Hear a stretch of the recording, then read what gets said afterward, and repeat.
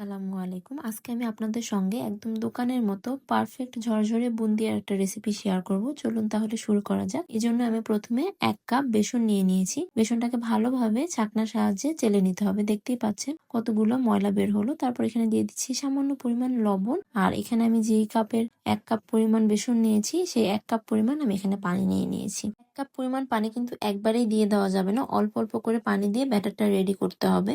একটু সময় নিয়ে বুরিন্দার ব্যাটারটা রেডি করতে হবে, তাহলে একদম পারফেক্ট একটা ব্যাটার রেডি হবে আর বুরিন্দাগুলো কিন্তু একদম পারফেক্ট হবে। আমি প্রায় 5 থেকে 6 মিনিটের মতো ব্যাটারটাকে একদম অনবরত ফেটিয়ে নিয়েছি। যখন একদম ফেটাতে ফেটাতে এমন হালকা সাদা ভাব চলে আসবে তখন আমি আবার অল্প অল্প করে পানি দিয়ে ব্যাটারটাকে একটু পাতলা করে নেব।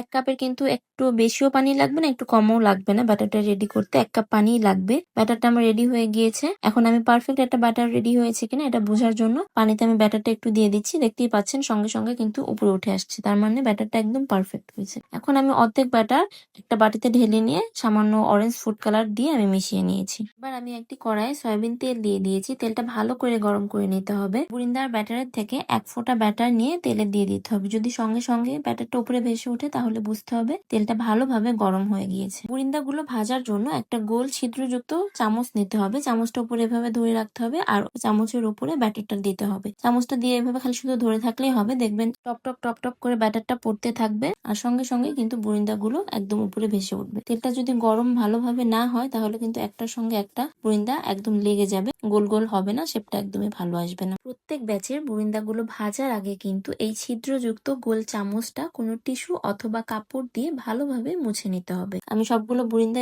একইভাবে ভেজে নিয়েছি। প্রতিটা ব্যাচের বুরিন্দা ভাজতে প্রায় 2 থেকে 3 মিনিটের মতো সময় লাগে, এর থেকে একটুও বেশি সময় লাগে না। আমার বাসায় রেড ফুড কালারটা ছিল না, যে কারণে আমি এখানে অরেঞ্জ ফুড কালারটা দিয়েছি। আপনারা চেষ্টা করবেন এখানে রেড ফুড কালারটাই দিতে, এতে করে কিন্তু একদম দোকানের মতো লাগবে দেখতে। বুরিন্দার শিরাটা বানানোর জন্য আমি এখানে 1.5 কাপ পরিমাণ চিনি নিয়ে নিয়েছি আর 1 কাপ পরিমাণ পানি দিয়ে দিয়েছি। তারপর আমি এখানে চিনি আর পানিটাকে ভালোভাবে মিশিয়ে নিব। আর এখানে যেন চিনিটা দলা বেঁধে না যায় পরবর্তীতে, যে কারণে আমি এখানে 2 ফালি লেবুর রস দিয়ে দিচ্ছি। লেবুর রসটা কিন্তু অবশ্যই এখানে দিতে হবে। এবার শিরাটা বলক না আসা পর্যন্ত অপেক্ষা করব। বলক আসলে কিন্তু সঙ্গে সঙ্গে জালটা একদম বন্ধ করে দিতে হবে। এই যে শিরাটা একদম বলক চলে এসেছে, আমি এই পর্যায়ে প্রায় 1.5 চা চামচের মতো ঘি দিয়ে দিচ্ছি। এতে করে সুন্দর একটা ফ্লেভার আসে, মনে হয় যে বুরিন্দাগুলো একদম ঘিয়ে ভাজা হয়েছে। চুলার জালটা আমি একদম লোতে রেখে আমি এখানে সব ভেজে রাখা বুরিন্দাগুলো দিয়ে দিচ্ছি। এবার একটা স্প্যাচুলা দিয়ে বুরিন্দাগুলো শিরার সঙ্গে ভালোভাবে মিশিয়ে ঢাকনা দিয়ে ঢেকে 4 মিনিট একদম লো ফ্লেমে বুরিন্দাগুলো রান্না করে নিচ্ছি। 4 মিনিট পর চুলার জালটা বন্ধ করে দিব। তারপর ঢাকনাটা তুলে ভালোভাবে বুরিন্দাগুলো আবার শিরার সঙ্গে স্প্যাচুলা দিয়ে নাড়াচাড়া করে দিব, যেন সব বুরিন্দাগুলোতে ভালোভাবে রসগুলো প্রবেশ করে। এরপর আমি ঢাকনা দিয়ে ঢেকে আধা ঘন্টা থেকে 1 ঘন্টার জন্য রেস্টে রেখে দিয়েছিলাম। মাঝে মধ্যে ঢাকনাটা তুলে একটু নাড়াচাড়া করে দিয়েছিলাম। এরা একদম ভিতরে প্রবেশ করে দেখতেই পাচ্ছেন বুরিন্দাগুলো কতটা রসালো হয়েছে।